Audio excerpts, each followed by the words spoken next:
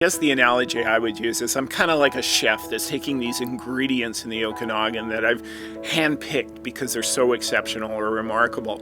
And then I'm using cycling as a way to bring those together into an experience that I think really would be world-class for anyone coming from wherever they're coming from, whether they're coming from the States or Europe or Asia.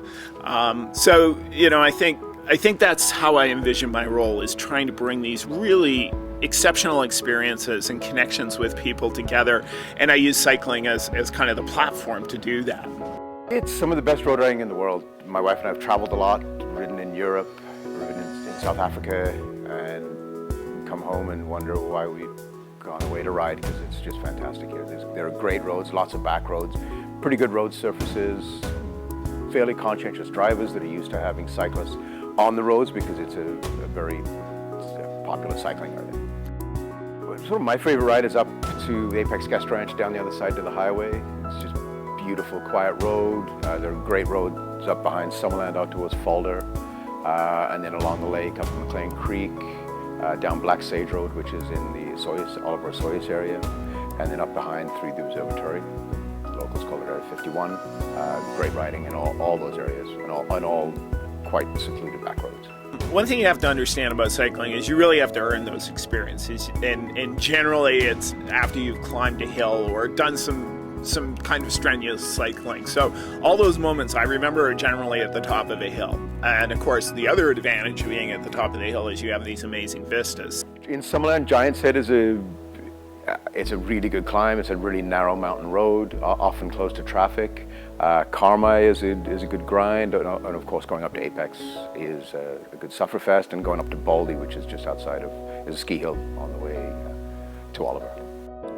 More than anything, I think they're going to take back those personal connections with the people they've met. So that could be other guests that are part of it, but I think more than that, it's the people that are the chefs or the winemakers or the places we're staying and connecting with them. I mean, a vacation, when you think about a vacation that you've taken, there's a couple of things that kind of stick out in your mind, and they're all usually center around connections and experiences, right? You remember the landscape in that, but it's really who you met and who you connected with, and that's, I think, what we're trying to emphasize in these packages.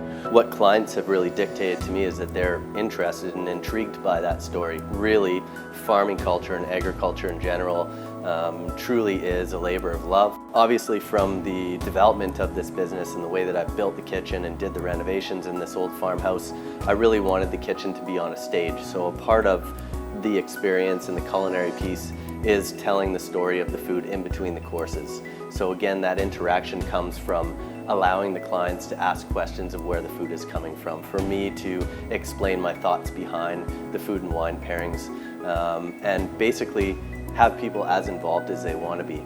I think the Okanagan offers a few different things. First of all, the landscape's spectacular, but I think also it's a very concentrated smorgasbord of experiences. There's the wine and the agriculture and the tourism and the adventure and the outdoor activities. All that really is very concentrated in the Okanagan. So I think those are the moments where you remember those and you take those with you.